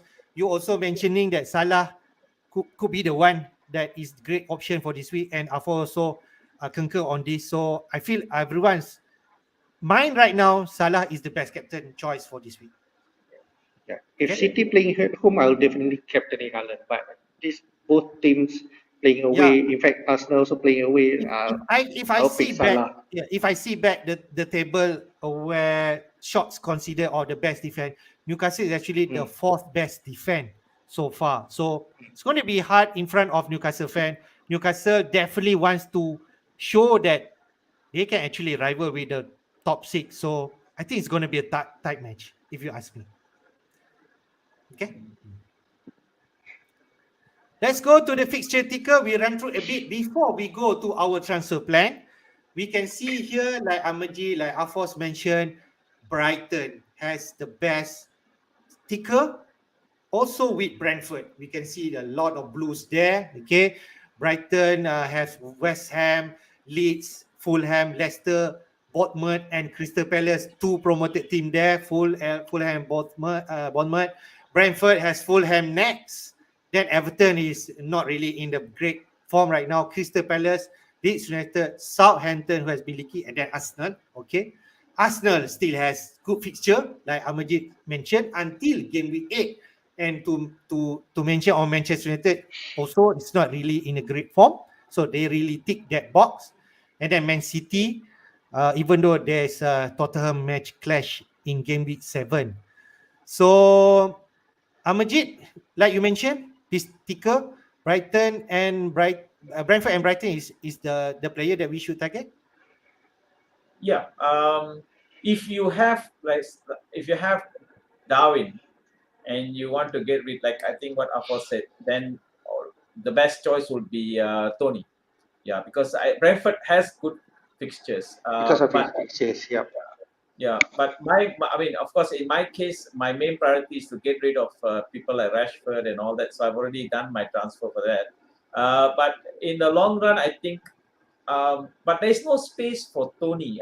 Because I'm keeping one striker who is 4.5 or 5 Archer. So I need bench fodder. So I'm not keen to invest in the forward line. I think the points normally come more from the midfield and the defense. So when you mentioned about Tony just now, Amajit, do you feel if let's say we want to pick one player from Brentford team, Tony is the first choice that we should make? Is it? Yes. From Brentford, yes, it's Ivan Tony. Yeah, if you have space in your team, you need to fill up. Then Ivan Tony. He's the best Brentford option. Yeah. He's on penalties and he's an excellent penalty taker. He doesn't miss. So I think Ivan Tony. Yeah. Okay. All right. Good. I go to Afos. From this fixture ticker, what else that interests you in terms of investing players? Yeah, in terms of the top two, Brighton and Brentford, I would feel that having one player from the two is a good differential for long terms. Like for example, Brighton Gross having a good game for the past week. Also, Brentford Ivan Toney is one of the option if you're looking at to investing in terms of fixtures. Yeah, having one in either team is I would say is good enough um, Okay. until game week 8. Okay. All right. Fair enough. Let's go now to our team plan or transfer plan. I'll go to Afos first. What is your transfer plan for this week? Okay, actually, I've made my transfer this morning because Bailey was set to drop in price. Yeah, he's a risk rotation. Yeah, I did Bailey out of a knee jerk. I did Bailey to Da Silva as what it put because at the price point of I don't have any bank balance. Okay, So so at the price Bailey point of down to Da Silva. 5.0, Okay, all right. yeah, at the price point of 5.0, I leave very limited options. And also I see Da Silva is going to rise in tomorrow or another couple of days. I was hoping that to catch that price, but I missed that 4.6 price. But I don't know. I was hoping that yeah, Bradford going to have a good game and in the next few game weeks. I All still right. have So one you more free transfer, so I'm keeping that maybe for next week. I don't think I'll make any more transfer for this week. so means that you already made your one transfer, means that you have two free transfer. You already only made one, and you plan to make one only, which is Bailey to Da Silva. Da Silva is from Yep, Brentford. correct. Okay. Yep, So and then you're gonna play 4-4-2, I suppose. yep. It's either going to play 4-4-2 or I'm playing 5-3-2. I'll bench Da Silva and play Nico Williams, but I'm not too sure about that, depending on Okay. how things goes. All right. Okay. Afos already made his move. Let's go to Amajid. I believe Amajid also already made his move. Can you share with the audience? Yeah. Yeah, I'm taking a -4. I have no choice. Cash was going to drop in price. It's just dropped today. And Rashford, I just want to get rid of him as soon as possible. So I brought in Zinchenko and Martinelli. My original plan was to have 3 Arsenal, but that was supposed to be Bukayo Saka, but I changed Martinelli. So I still have money in the bank. I kept the money in the bank for these transfers. So I would have liked to bring in a Chelsea player, maybe Mason Mount, but now I can't. I will not take a -8. So Bailey has dropped in price. He's still in my team. So probably next game week Bailey is going out, but he might play against Crystal Palace. I think Gerrard is going to rotate his front players. He said that he played 2 strikers because they're playing against a team that are playing in 3 defenders. So when they are away, I think Villa will be more conservative. They might play 1 striker. I think Ings might be rested.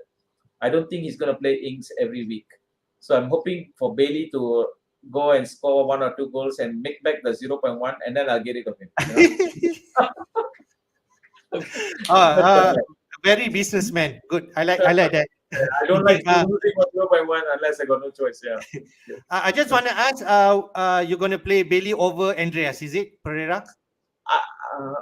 Let me see first the press conference, what they say, and if there's an indication Bailey might play, I think.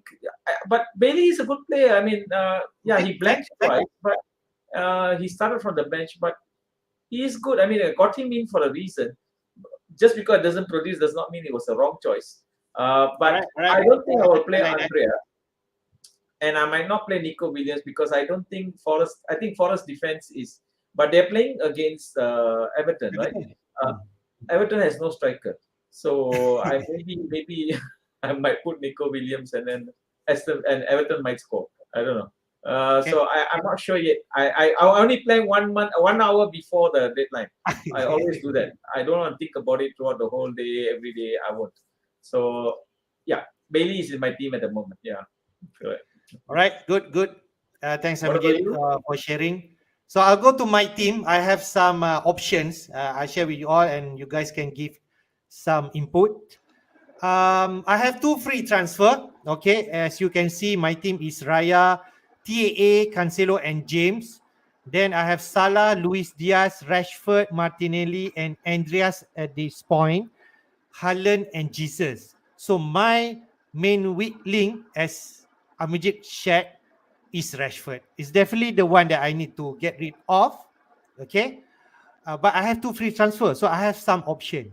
The first one is what I'm thinking is like changing Rashford only one transfer, whether to bring in Gross or Rodrigo or Harrison, which is a lower price than Rashford. I do not need to do surgery to my team. Just go with someone lower, and those players are, as we can see from the table, are the top performer also. Okay. The next is do my 2 free transfer, Rashford and Trippier. Okay. Sorry about the spelling. The Trippier, as we mentioned, Newcastle versus Man City, and Newcastle has for the next 3, they actually play another Big 6 club. Okay, so maybe, but then I change bring in whether Rodrigo Gross or Harrison and Perisic if can Conte can give assurance that Perisic will play, because Spurs have for the next 4 matches, which is the one that I like, the one that should target. I don't have any Spurs as and I feel if I want to bring, it's definitely not Kane or Son. It could be Perisic, and he already show his quality.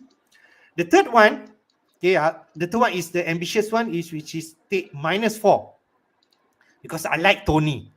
If I want to bring Tony, I have to do some surgery. But whether I like it or not is Rashford, Greenwood, and Trippier out for Da Silva, a cheap midfield, Tony, and cheap defender Patterson, but really cheap one at the back. So I'm not comfortable, but this is the way I can bring in Tony. So Amajit, what do you think?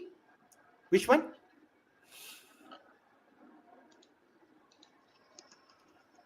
You're on mute. Amajit, you're on mute. Your mic. Sorry. I'm not convinced with Rodrigo. That's my opinion. And I think maybe if I were you, I will save one transfer. Just get Rashford out. Your team is doing well.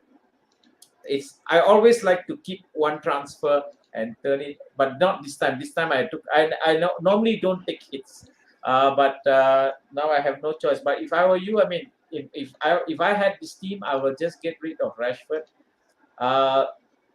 Tony is a good idea if you want to get him, because you got Greenwood there, but to get that money you have to do. I don't think you can do it taking out Rashford 6.5 to get enough. I'm not sure how much you have in the bank. I can do option 3. I can do option 3 if I want, but I have to bring cheapies back -4 lah. Yeah, that's the -4, is it? Yeah, I suppose you can do that. I mean, Tony is a very good choice, I think. Yeah, very good choice. As you can see, the fixtures are very good. I'm not sure about who you want to take Rashford out for, but if you want to go for Rodrigo, you could be... If you were me, who you replace Rashford? Who would I replace for Rashford? I'm thinking of... I think for Leeds, if you want to go Leeds, rather than go Rodrigo, I'll go for the Aronson. He's their creative midfielder. I think he will do well. Or if not, for Rashford, I really can't. Rashford is 6.5. How much do you have in the bank? Nothing. 6.4. Rashford is now 6.4. Oh yeah. Oh yeah, 6.4 now. Oh my god. It's already 6.4. You have not made your transfer yet, lah. Yep, definitely. I will keep till the end, till the deadline. I think the only other choice is Rodrigo. If you take a punt with Rodrigo, I mean, he's a midfielder playing out of position striker, so you can't really go wrong. I don't like him, but I mean, maybe if I had some extra transfers, I might do the same. But I do not have transfers left. So I suppose Rodrigo, it frees up some money, I think. The one thing that I don't like if I bring Rodrigo or Harrison is because they are facing Chelsea this week. So that is the one thing that I don't like lah. Okay. You can bring him and bench him. Okay. You can bench him and then you don't lose your transfer. Okay, fair. Afos, what do you think? Okay. Honestly speaking, yeah, in terms of having this kind of lineup, if it is my team, I will go with option 2, but because I will need to get rid of Rashford, definitely. I can afford to bench Trippier, but I think not having because Andres is doubtful. He's not, whether or not he's playing next game or not. I'm not quite sure. But since you have 2 transfers, I like the option 2. First, replacing Rashford to either Harrison or Rodrigo. But Leeds against Chelsea is a bit worrying. I would go with Gross from Brighton. Brighton have good fixtures, if I'm not mistaken. Yeah, good fixtures until game week 9. But Trippier for Perisic, I would go with Cucurella from Chelsea, Okay, fair. 5 million. All right. 5 million. Yeah, I would double up Cucurella and James if I have that option. Okay. I Yeah. just show ni Brian did comment to me. Maybe I should choose 545 Gordon for Rashford, Everton. What do you think, Amajit? Are you on mute? Yeah, I like Anthony Gordon. I mean, I brought him in last year. He's good. He's fun to watch. He'll frustrate because he will dribble all over the penalty box but doesn't score. But I think Okay. he's growing and then he's getting better and he's actually at the moment playing as a striker. Yeah, I think that's a great option because Everton are not that bad a team. I mean, they've lost DCL. I mean, Calvert-Lewin, and they don't have a striker at the moment. Rondon, I think, is probably 65 years old by now. So I'm not sure. But I think Gordon is a good choice. I mean, Everton is not that bad a side. I don't think so. Okay. All right. They will improve. Yeah. Okay. Afos, do you agree? Yeah, I agree definitely with Amarjit. Gordon had fantastic season last year. Um, he played attacking as well. Yeah, we can consider him as one of the option. But All I right. think Thank at the you. price bracket of 5.5, Yep. yeah, it's one of Thank you, the Ryan, for the choice. advice. You made me think for my transfer plan. I have like a few days before the deadline to think of this. Okay. So we already finished our deck. Let's run through some question from the audience. Mhm. Where I go the first question. Okay. Rakan FPL mentioned Haaland to Kane. Is it compulsory? I go to Amajid. If they say Haaland, Kane against Wolves. So do you think we should make that move? Uh, I would not make that move. I don't know because if I were to make any changes, I will take out both Haaland and Kane and invest in KDB. I think in the long run KDB may be better choice. But since I'm Agreed. stuck with Haaland, to change to KDB is going to take 2 transfers. If I were to choose between Haaland and Kane, I would still stick to Haaland. As I said, I don't think Spurs will have it very easy against Wolves. They have certain teams they have trouble with, especially if Wolves play defensively. Tottenham still has not got a creative midfielder. Tottenham play well against big teams because they are counter-attacking. I think, they're the best counter-attacking side.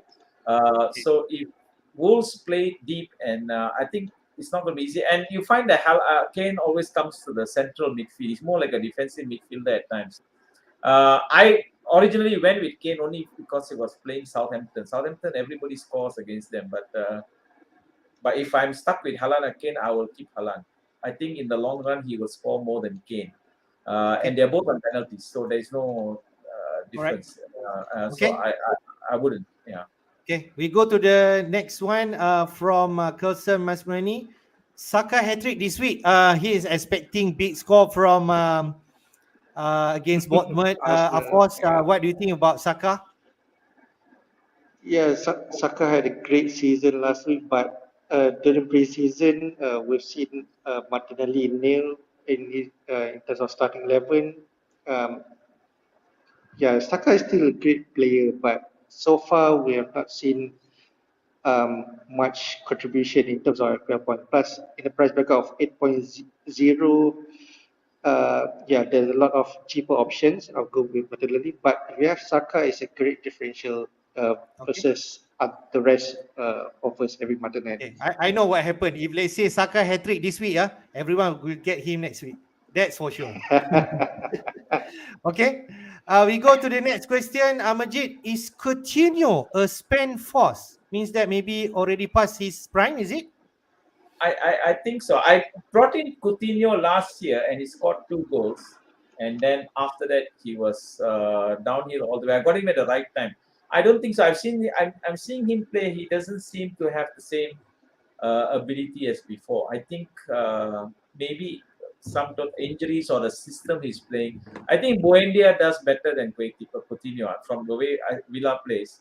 I think Coutinho was injured in the last game, so I'm not sure Yeah. about his situation now. I would not buy Coutinho. I don't think so. He's the Coutinho that he was during the time when he was in Liverpool. I don't think so. He's gonna reach Alright. that state again. I don't know. I could be wrong, which I usually Alright. am.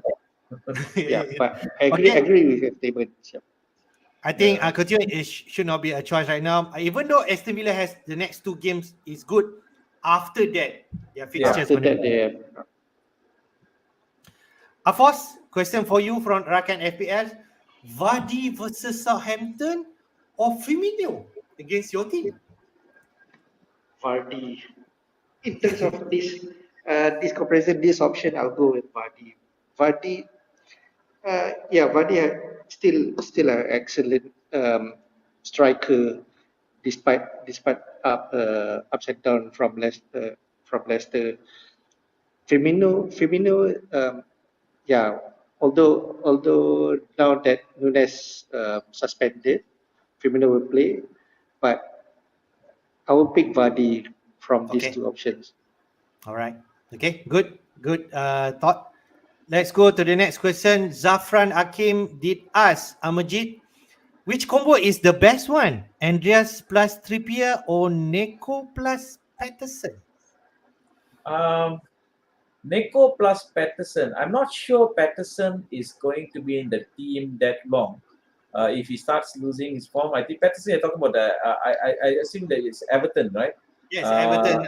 Yeah. Alex Coleman is already fit, so he is one of the main senior players. So Patterson might not keep his.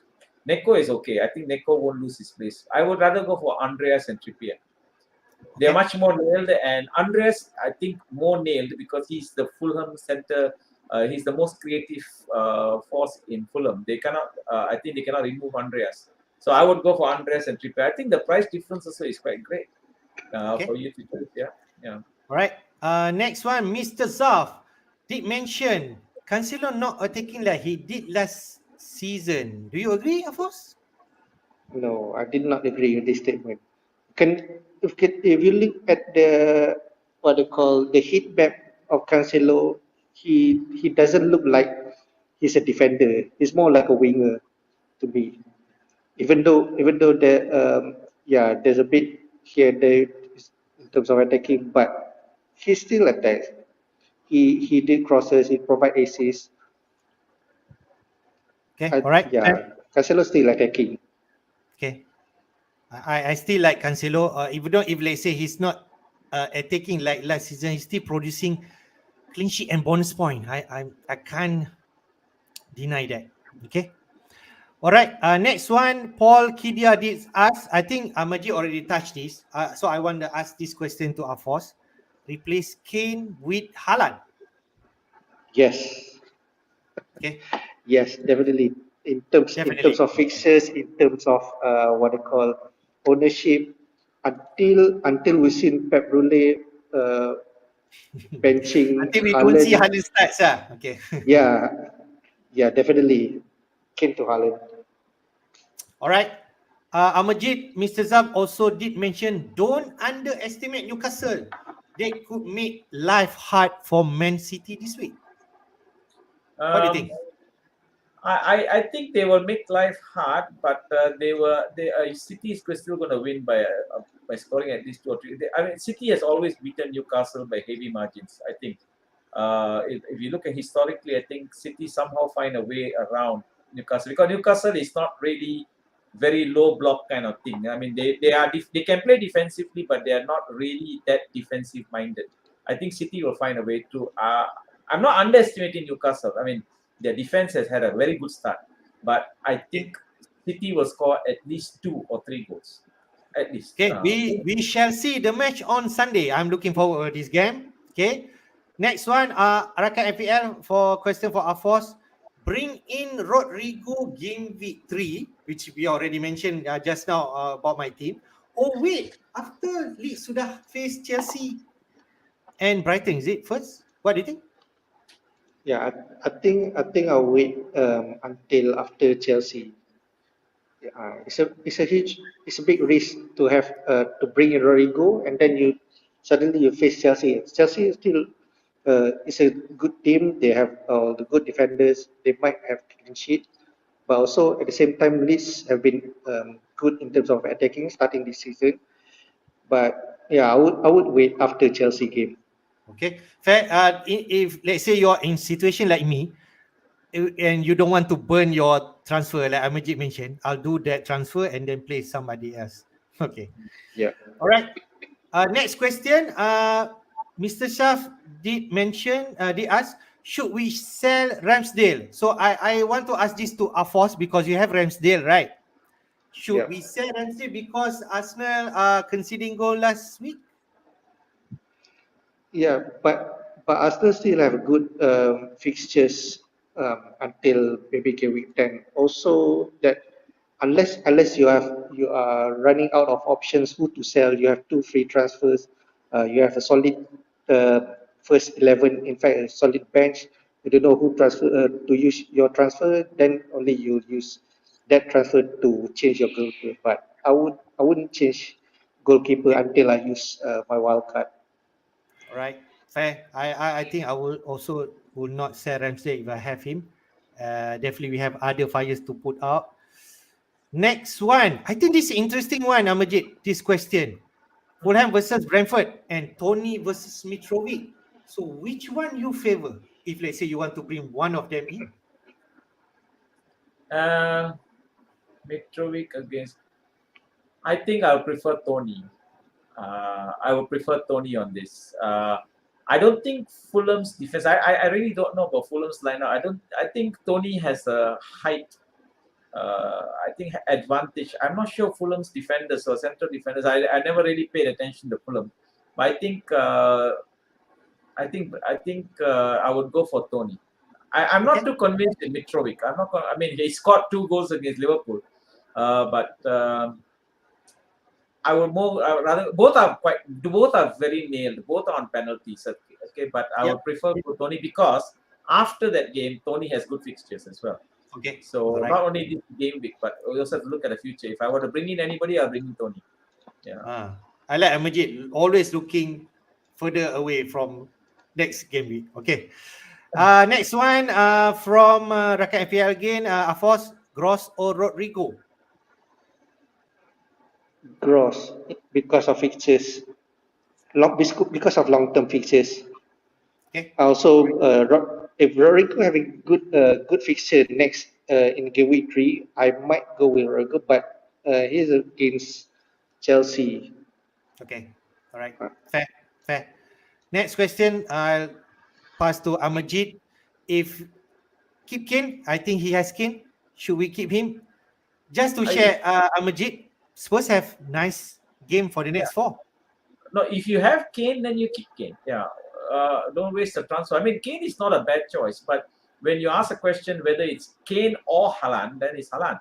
But if you want to have Kane, you have Kane. You want to keep Kane, there's not a problem because instead of getting Haaland, you could get KDB from Man City. It's also a good choice. If I had Kane, I will keep. I mean, I sold him for Haaland, which I shouldn't have. But I suppose if you have Kane, it's not a bad fixture. Wolves, not a bad fixture, but not very good either, lah. But I think it's not. He's not having a very difficult fixture, I suppose. Coming fixtures are good for Kane, yeah. Yeah. If you ask me, also, I will definitely keep Kane if I have him. But if you have Haaland, then I will not simply swap lah. Okay. Yeah. All right. Mr. Saf, first manager to get sacked, Lampard. So Afos, what do you think? Everton already lost back to back. Yeah, I don't I don't know how to comment about it, but yeah, Everton not performing. Yeah, of course, Lampard had that risk of getting sacked because he's not keep providing results from what is expected. Probably, but I'm not too sure about this. Maybe. Okay. All right. Next one, Paul Kidia did ask about best replacement for Ward Prowse, Amajit. Ward Prowse at Southampton, he did score first game against Spurs. He blanked. What do you think about Ward Prowse? Actually, I always like Ward-Prowse. I mean, he's got free kicks that are out of this world. Only thing is playing for Southampton. But Southampton actually, to be fair, they do score goals. Not to say they will lose, but they will still score. If I had Ward-Prowse, I might not want to say he's nailed on to play. Okay, so it would not be my priority to get rid of Ward-Prowse, but I never got him in. But I'm not sure about his price. What is the price for Ward-Prowse? 6.5. If you don't have Martinelli, then that's the only one is worthwhile going for, I suppose. But if you already have Martinelli, then keep Ward-Prowse because Ward-Prowse has never really disappointed. He always gets points. Yeah. Yeah, I agree. I think Afos also agree. I think Afos also agree on Ward-Prowse. I think if I have Ward-Prowse, he's actually like season keeper. You can just simply let him in because he's gonna play 90 minutes. He's on set pieces. He's on penalty. He's the main man. He's the captain for Southampton. And game week 3 against Leicester, which is not they are defending well. So they could is simply like Afos mentioned, this could be a high scoring game and Ward-Prowse could involve. I feel so. And every time Southampton gets a free kick, you are so excited. So it's good. Exactly. All right. Next question, Afos. Paul Kidia asks, maybe this is the last question for today. Any advice, Raya, Andreas? This is his team, okay? Raya, Andreas, TA, Zinchenko, Cancelo, Trippier, Martinelli, I suppose, Salah, Ward-Prowse. I think he has Ward-Prowse. Luis Diaz, Jesus, and Kane. Looks strong. Yeah, it's a good team. I would say it's a good team. Yeah, if you can afford to save transfer. But if you're worried about fixture wise, I would get rid of either Ward-Prowse or Trippier. I have the option of to bring in, like I mentioned earlier, Cucurella from Chelsea. Ward-Prowse, on the other hand, at the price bracket of 6.5, since you have Martinelli, I'll keep him at the moment, despite having tough fixtures in the next 3-4 game weeks.